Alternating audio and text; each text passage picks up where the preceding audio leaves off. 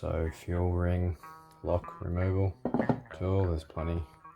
on the internet, but you'll find that just a hole saw, this one's 127mm, fits perfectly. Don't try and hacksaw or file the teeth off because they're high tensile, but because they are high tensile, which means they're prone to snap, so what you do is just get your clamps, lock on the tooth,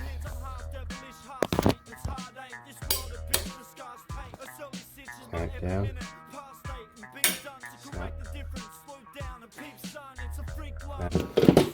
if you want, just to get rid of the rough.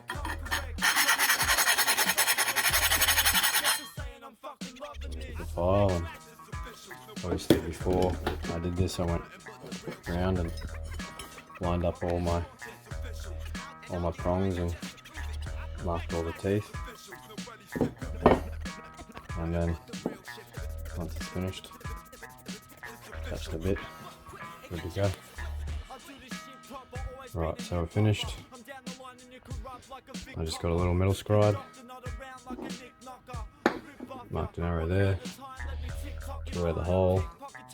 and the indent line is there, with an arrow there, so I know how to line up which teeth because they're offset. So in the end, only tools needed, scribe, well, I guess you don't need that, you don't want to do the mark, just a set of these, and you can see, snap the tooth, took me a whole of about 30 seconds a tooth, and there's 2, 4, 6, 8, 10 tooths, so yeah, 5-minute job, and hole saw,